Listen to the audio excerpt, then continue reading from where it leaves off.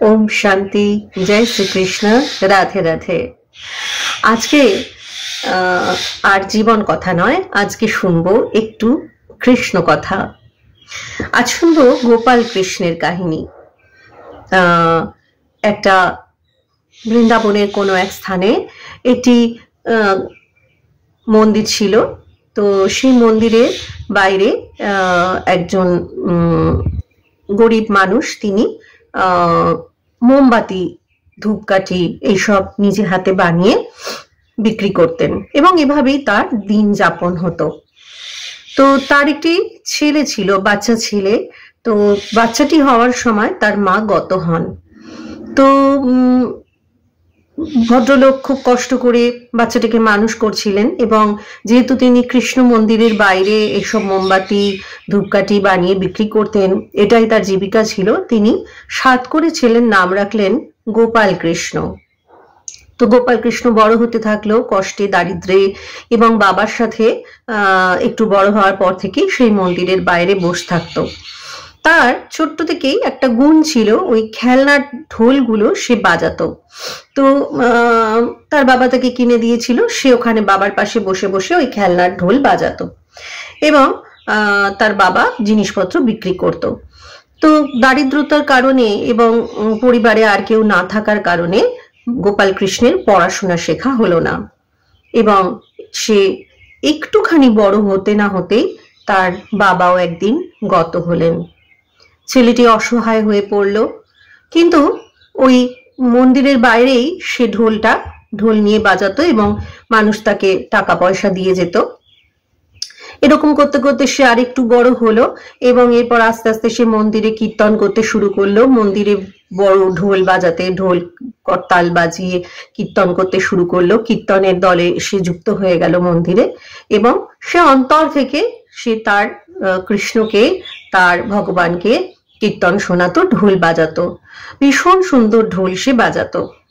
কিন্তু হলো কি, যিনি মন্দিরের সঞ্চালকের দায়িত্বে ছিলেন তিনি হঠাৎ গত হলেন এবং তার ছেলে তার জায়গায় সঞ্চালনার দায়ভার নিলেন। তিনি এসে একটি নতুন নিয়ম ঠিক করলেন যে মন্দিরে কোনো যারা কীর্তন করে, যারা যে কাজেই যারা নিযুক্ত, তারা কেউ অশিক্ষিত হলে চলবে না। যারা অশিক্ষিত তাদেরকে এখানে রাখা হবে না। যথারীতি গোপাল কৃষ্ণেরও আর মন্দিরে ঠাঁই হলো না।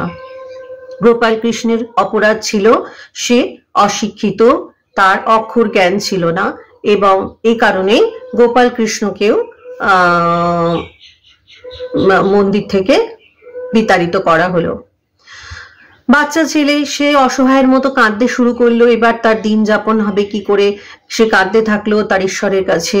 ভীষণ রকম কেঁদে কেঁদে সে বলতে থাকলো যে আমি যে এত তোমার সেবা করলাম, আমি যে অন্তর থেকে তোমার সেবা করলাম, আমার হাতে ব্যথা করতো তাও আমি কোনোদিন ঢোল বাজানো থামাইনি, তার প্রতিদান তুমি এই দিলে, আমার এখন কেমন করে চলবে।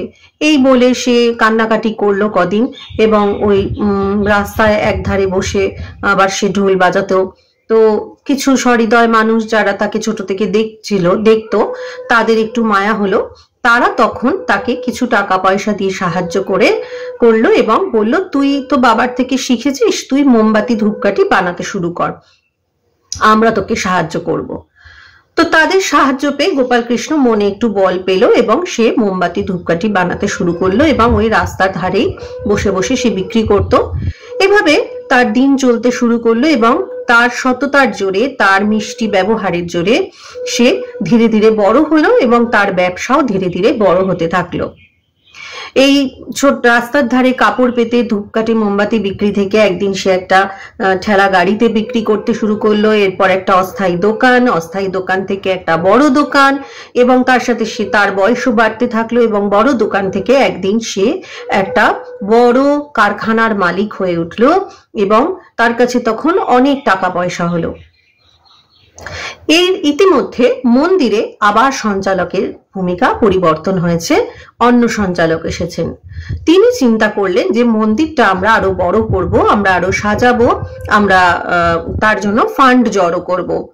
তো ফান্ড জড়ো করতে বেরিয়ে মন্দির কর্তৃপক্ষ গেল ভাগ্যক্রমে সেই বড় ব্যবসায়ী গোপাল কৃষ্ণের কাছে। গোপাল কৃষ্ণ মনে মনে ভীষণ খুশি হলো এবং 5 লাখ টাকার একটা চেক লিখে দিল, কিন্তু তাতে সে সই করলো না, তাতে সে টিপছাপ দিল। স্বাভাবিকভাবেই মন্দির কর্তৃপক্ষ খুব অবাক হলো এবং জিজ্ঞেস করলো, আপনি এত বড় কারখানার মালিক, এত বড় ব্যবসাদার, আপনার কাছে আমরা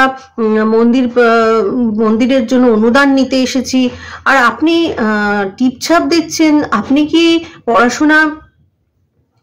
তখন গোপাল কৃষ্ণ তাদের বলল, আজ একটা কাহিনী শোনাই আপনাদের, বলে সে তার নিজের ছোট থেকে কাহিনীটি শোনালো এবং বলল, সেই যে ছোট গোপাল কৃষ্ণ, সেই হলাম আমি, আজকের এই ব্যবসায়ী গোপাল কৃষ্ণ, যার কাছে আপনার অনুদান নিতে এসছেন। কিন্তু আমি এখন অশিক্ষিত নই। আমার বিয়ে হয়, আমার বিয়ের পরে আমার স্ত্রী সমস্ত ঘটনা জানার পর আমাকে বলে যে ঠিক আছে, তুমি তো তোমার অভাবে সেদিন পড়াশোনা করতে পারোনি, এখন শেখো। তো আমি পড়াশোনা শিখছি, এখনো শিখছি এবং আমি সই করতে পারি। কিন্তু যে টিপছাপের জন্য একদিন আমাকে মন্দির থেকে বিতাড়িত হয়েছিল এবং যে টিপছাপের জন্য আজ আমার জীবন পরিবর্তন হলো, সেই টিপছাপকে আমি ভুলিনি, আমি আমার শিকড়কে ভুলিনি। তাই আজ আমি এই টিপছাপই দিলাম আপনাদের এই চেকের মধ্যে। তারা একটু অবাক হলো, সমস্ত ব্যাপারটা তাদের কাছে পরিষ্কার হলো না। তখন গোপাল কৃষ্ণ তাদের বুঝিয়ে বললেন, ঈশ্বর মানুষের জন্য যা করেন অলক্ষ্যে তার পিছনে কোনো না কোনো ভালো কারণই থাকে, কারণ তিনি তো আমাদের মাতা পিতা, তিনি সন্তানের ভালোটাই দেখেন। হয়তো সাময়িকভাবে খারাপ মনে হয়, কিন্তু আমাদের ভাগ্যে যা আছে সেটা তো আমাদের করতেই হবে। তারপরে সাহায্যটুকু ঈশ্বর তার মতো করে করেন, আমরা হয়তো তখন বুঝতে পারি না। সেদিন যদি আমার এই টিপছাপের জন্য আমাকে মন্দির থেকে বিতাড়িত করা না হতো, আমি হয়তো আজও কোনো মন্দিরে ঢোলি বাজিয়ে যেতাম। আজ আর এই ব্যবসায়ী গোপাল কৃষ্ণ হয়ে ওঠা আমার হতো না। আজ আর এই যে অনুদান দিচ্ছি, এই ক্ষমতাও আমার মধ্যে ঈশ্বর দিতেন না। আমি ঈশ্বরের কৃপায় অনেক অনেক রোজগার করছি, অনেক বৃদ্ধাশ্রম চালাচ্ছি, বাচ্চাদের, অনাথ বাচ্চাদের আশ্রম খুলেছি এবং অনেক ভালো কাজের সাথে যুক্ত হতে পেরেছি। এসবই আমার কৃষ্ণের দান, আমার গোপালের দান, এর কোনোটার কৃতিত্ব আমার নয়। সেদিন তিনি তার খেলা খেলেছিলেন বলে আজ আমি গোপাল কৃষ্ণ হতে পেরেছি, ব্যবসায়ী গোপাল কৃষ্ণ। না হলে কোথায় পড়ে থাকতাম তার কোনো ঠিক ঠিকানা ছিল না। এই বলে তিনি করজোড়ে তাদেরকে বিদায় জানালেন। তো আজকের গল্প আমাদের এটাই শিক্ষা দিয়ে যায় যে যা হয় তা ভালোর জন্য হয়। ঈশ্বরে বিশ্বাস রাখুন। জীবনের যে কোনো পরিস্থিতিতে আজ যদি আপনার মনে হয় যে ভীষণ খারাপ হচ্ছে, আপনি হেরে গেছেন, অবশ্যই এই গল্পটা আবার শুনুন। যদি মনে হয় যে আপনি কখনো জিততে পারেন না, আপনার সমস্ত জেতার আশা শেষ, এই গল্পটা আবার শুনুন। নিজে শুনুন, অপরকে শোনার সুযোগ করে দিয়ে তাদেরকে জানতে সাহায্য করুন যে সময়, ধৈর্য সমস্ত কিছুরই জীবনে লড়াই করার পথে প্রয়োজন, যেটা আমরা রাখতে পারি না। ধৈর্য ধরুন, সৎ থাকুন, আপনারও দিন বদলাবে। রাধে রাধে, জয় শ্রীকৃষ্ণ।